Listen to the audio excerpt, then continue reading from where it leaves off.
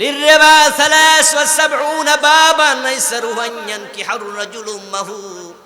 সুদ খান আপনি, নামাজ পড়ে জান্নাত খোঁজেন, কোয়াইট ইম্পসিবল, একবারে অসম্ভব। কারণ সুদ খেলে 73টা গুনাহ হয়, সবচেয়ে ছোটটা হলো নিজের মায়ের সাথে জিনা করা। এক নাম্বার কুফর, যারা কুফরি করবে তারা ব্যর্থ। দ্বিতীয় নাম্বার শিরক, যারা শিরক করবে মুশরিক হলে তার আমল ঈমান সব শেষ, ব্যর্থ। তিন নাম্বার মুনাফিক, যার অন্তরে নেফাক আছে, ওই মুনাফিকে ইতিকাদি লালন করলে নামাজ রোজার দামে কানাও নাই, সে ব্যর্থ। এই তিন গ্রুপের ঈমানও নাই, আমলও নাই। আর রইল দুই গ্রুপ, যাদের ঈমান আছে আমল থাকবে না। যারা বেদাতি হয়ে যায় তাদের আমল কবুল হওয়া বন্ধ। যারা হারাম খায়, হারাম খাইলে আর আমল কবুল হয় না। قال النبي صلى الله عليه وسلم من اشترى ثوبا ب10 دراهم فيه درهم حرام لم يقبل الله له صلاته ما دام عليه। প্রিয় নবীজি বলেছেন, 10 দিরহাম দিয়ে কাপড় কিনলেন, 9 দিরহাম হালাল, 1 দিরহাম হারাম। ওই হারাম মিশ্রিত কাপড় যতই পরবেন, নামাজ পড়বেন, রোজা রাখবেন, হজ করবেন, যাকাত দেবেন, হারাম ঢুকে গেছে দেহে, ওই দেহ নাপাক হয়ে গেছে। হারাম ঢুকে গেছে কাপড়ে, ওই কাপড় নাপাক হয়ে গেছে। ইন্নাল্লাহ তাইয়্যিবুন লা ইয়াকবালু ইল্লা তাইয়্যিবা। আল্লাহ নিজে পবিত্র, অপবিত্র কোনো কিছু তিনি গ্রহণ করেন না। হারাম খাইয়া আপনি কাবা শরীফে গেছেন, সেখানে গিয়ে হাত তুলছেন, ইয়া রাব্বি ইয়া রাব্বি ইয়া রাব্বি।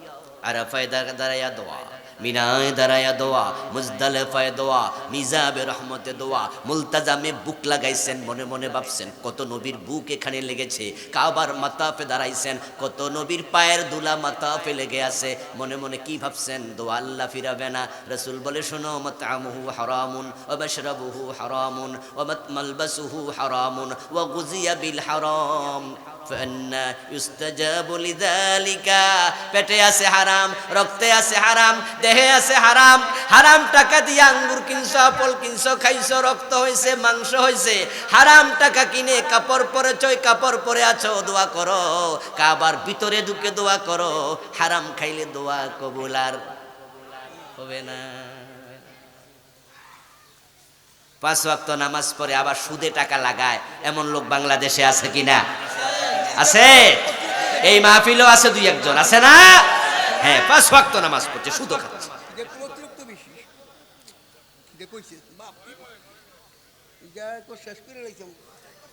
লিররিবা 73 বাবান আইসারুহু আন ইয়ানকিহুর রাজুলু উম্মাহু। সুদ খান আপনি, নামাজ পড়ে জান্নাত খোঁজেন, কোয়াইট ইম্পসিবল, একবারে অসম্ভব। কারণ সুদ খেলে 73টা গুনাহ হয়, সবচেয়ে ছোটটা হলো নিজের মায়ের সাথে জিনা করা।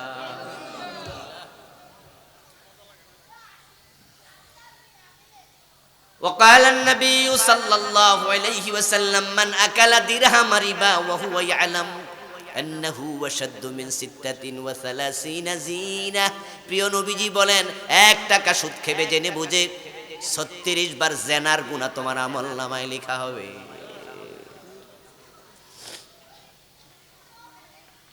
ও সুদখোর, তুমি কিসের জান্নাত খুঁজতেছো? কিসের জান্নাত?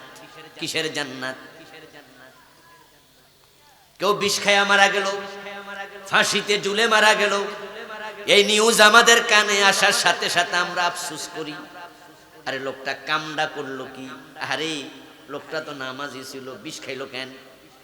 হাজী সাহেব মানুষ, মাওলানা মানুষ, ফাঁসি দিল কেন? বলি না আমরা? কারণ আমরা জানি সে ব্যক্তি মারা গেছে একটা কবিরা গুনাহ করতে করতে, যেটা থেকে তাওবার সুযোগ সে পায় নাই। বিষ খায়া মরে গেল, তাওবা করবে কেমনে? সে তো মরে গেল। কেউ বিষ খায়া মরলো, ফাঁসি দিয়া মরলো, কবিরা গুনাহ করে মরলো, আফসোস করছি আমরা, হায় রে কামডা করলো কি? আর আপনি সুদে টাকা লাগায়া মারা গেলেন, মানে মায়ের সাথে জিনা করতে করতে মারা গেলেন।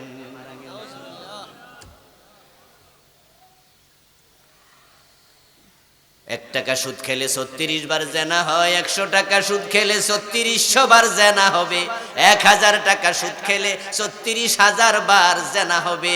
একটা পতিতা মেয়েও তো 36,000 বার জেনার বয়স পায় না। আর আপনি পাঞ্জাবি গায়ে দিয়া, টুপি মাথায় দিয়া, লম্বা দাড়ি রাইখা ইমামের পিছনে দাঁড়ায়া নামাজ পড়ছেন, মনে মনে ভাবছেন জান্নাত ঠেকায় কে, অথচ সুদে টাকা লাগায়া রাখছেন, 1000 সুদ খাইছেন, 36,000 বার জেনাকারী। তোমার কপালে কিসের জান্নাত?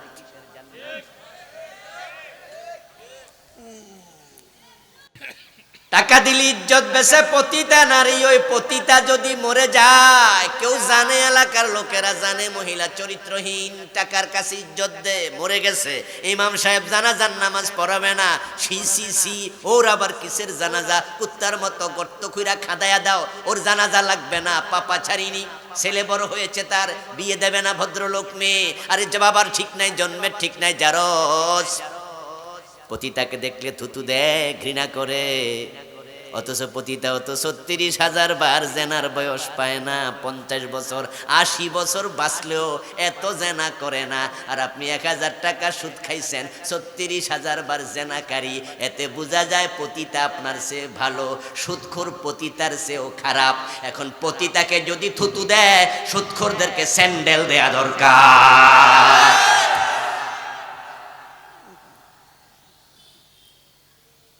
স্যান্ডেল কে দেবে? যার পেট যত বড় তার তো সালাম তত বেশি। এলাকার ছোট চোর ধরা পড়লে পিটা, আর 1000 কোটি টাকা যারা আপনার বাংলাদেশ থেকে কানাডা পাঠায়া বাড়ি বানায়, ওই বড় চোরদেরকে ভোট দিয়া নেতা বানায়া দেয়।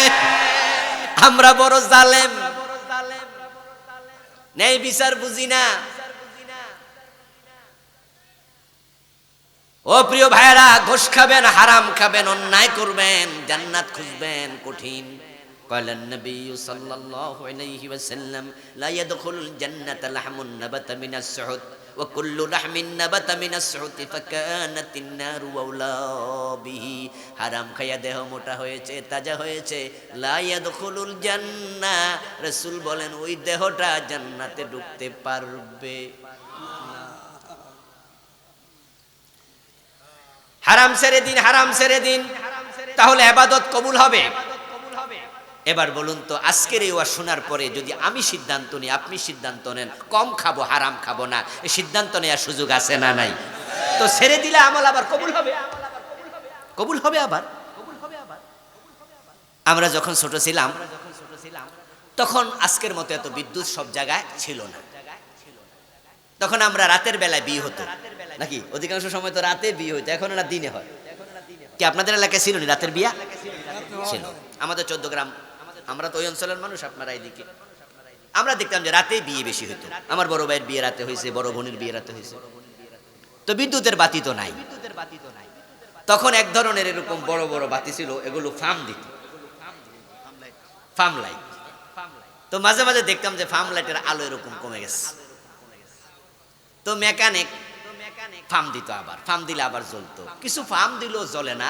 তখন মেকানিক বলতো প্রবলেম অন্য জায়গায়। কি করতো, এটা খুলতো, খোলার পরে এক জায়গা দেখতাম যে এখান দিয়া তেল এরকম করে করে বের হতো।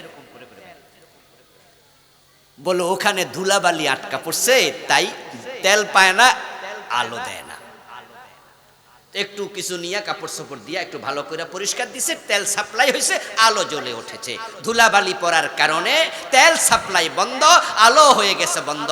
তোমার হারাম খাওয়ার কারণে আমল করছো, আমল কবুল বন্ধ, তাওবা করো, আবার সাপ্লাই শুরু হয়ে যাবে। কিন্তু একসাথে দুটা চলবে না। আল্লাহকে খুশি রাখো, আগর শয়তানকে বেজার না করো, এটা তো চলবে না। আমার ভাইয়েরা, 5টার মাঝে একটা সংক্ষেপে বলে ফেললাম। এবার আছেন 4 নাম্বার সিরিয়ালে, বেদাত করলে আমল কবুল হয় না। আমার প্রিয় নবী বলেছেন, ইন্নাল্লাহা লা ইয়াকবালু আমালা সাহিবি বিদআহ হাত্তা ইয়াতুবা, আও কামা ক্বালা নবী সাল্লাল্লাহু আলাইহি ওয়াসাল্লাম, লা ইয়াকবালুল্লাহু তাআলা আমালা সাহিবি বিদআহ সালাতান ওয়ালা সাওমান ওয়ালা হাজ্জান ওয়ালা উমরাতান ওয়ালা সারফান ওয়ালা আদলান হাত্তা ইয়াদাহু বেদাত ছাড়ার আগে নামাজ কবুল হবে না, রোজা কবুল হবে না, হজ কবুল হবে না, যাকাত কবুল হবে না, কোনো ভালো কাজ কবুল হবে না। বেদাত যারা করে তাদের আমল কবুল হওয়া বন্ধ। শুধু আমল কবুল হয় বন্ধ নয়, قال النبي صلى الله عليه وسلم حلت شفاعتي لأمتي إلا صاحب بدعة। প্রিয় নবীজি বলছেন আমার উম্মতের জন্য কিয়ামতের দিন আল্লাহ সুপারিশের অনুমতি দেবে, কিন্তু যারা বেদাতি তাদের জন্য সুপারিশের অনুমতি আল্লাহ দেবেন না। قال النبي صلى الله عليه وسلم من حدث حدثا أو أوى محدثا فعليه لعنة الله والملائكة والناس أجمعين।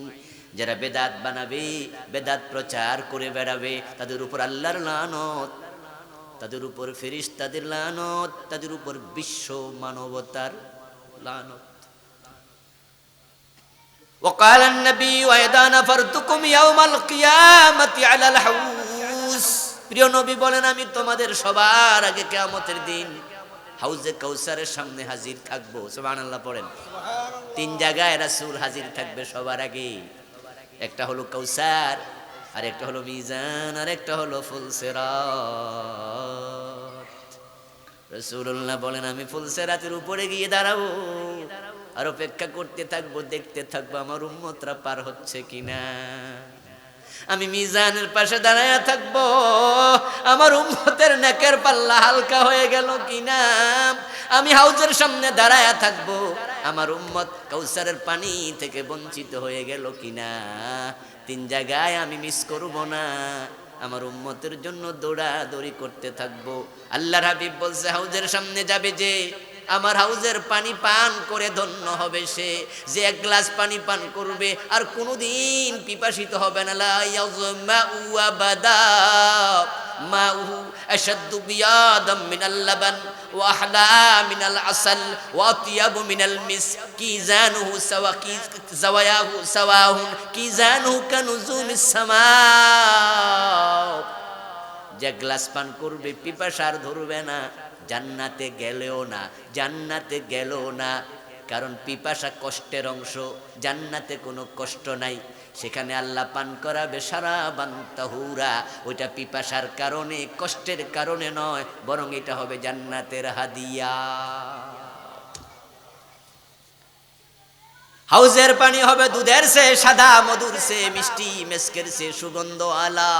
হাউজে যাওয়ায়াহু সাওয়াউন মাসিরাতু শাহর। এত বড় হবে হাউজে কাউসার, এক একটা আইল হবে একটি দ্রুতগামী ঘোড়া যদি দৌড়ায়। এক মাস দৌড়ালে যতটুকু যাবে এক এক পার তত লম্বা হবে, চার পারের দূরত্ব হবে সমান। তোমরা যাবে আর পানি পাবে, টেনশন করার কারণ নেই।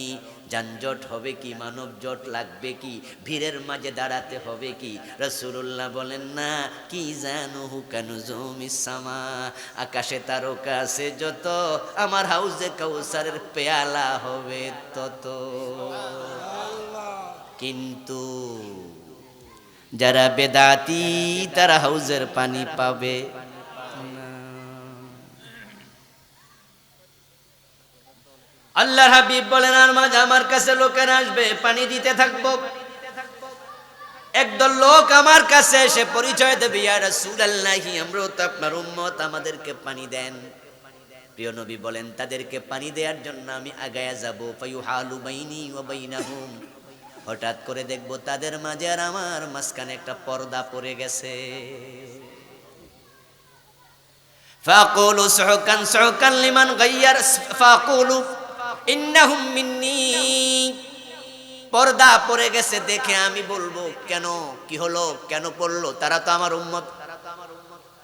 ফেরেশতারা আসবে, ফায়ুকাল এসে বলবে ইন্নাকা লা তাদরি মা আহাদাসু বা'দ। হে রাসূল আপনি জানেন না এই লোকগুলো 2 নাম্বার ভেজাল উম্মত। তারা আপনার তিরোধানের পরে, ইন্তেকালের পরে ইসলামের মাঝে পরিবর্তন ঘটাইয়া দিছে।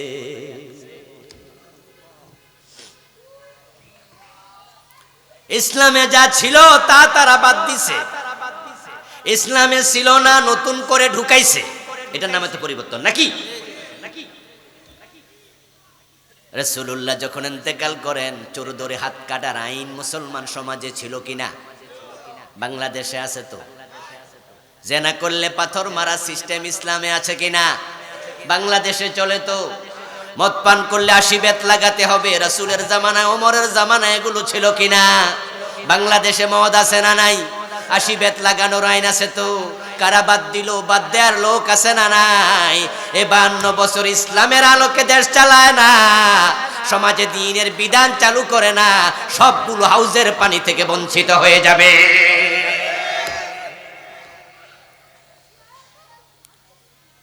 আবার কিছু লোক আছে যারা নতুন নতুন ঢুকাইতেছে, পরিবর্তন করেছে, তারা বেদাত ঢুকাইছে। ফাকুলু সুকান সুকান লিমান গায়্যারা বাদি, সহিহ বুখারীর riwayat, প্রিয় নবী বলেন, তখন আমি বলবো, ও তাই বুঝি পর্দা পড়েছে কেন, এখনো না বুঝেছি। যারা আমার দ্বীনে পরিবর্তন ঘটাইছস, দূর হ, দূর হ, তোদের কপালে হাউজের পানি নাই। আচ্ছা, বেদাতকে এত খারাপ ভাবে রাসূলুল্লাহ উপস্থাপন কেন করলেন? ওয়াকালান নবী সাল্লাল্লাহু আলাইহি ওয়াসাল্লাম শাররুল উমুরি মুহদাসাতুহা, প্রিয় নবী বলছেন, যত খারাপ অন্যায় কাজ আছে, খারাপ কাজ আছে, বেদাত তার মাঝে সর্বনিকৃষ্ট খারাপ, শাররুল উমুর। অথচ আমাদের দেশে যে বেদাতগুলো চালু আছে, এগুলো তো আলেম ওলামারাই করতেছে, এগুলো নামাজিরাই করতেছে। সবাই মনে করে যে অসুবিধা কি, হ্যাঁ কোরআন হাদিসে নাই, কিন্তু পিসা হুজুর কইছে, জিনিসটা তো আর খারাপ না, আচ্ছা অসুবিধা কি?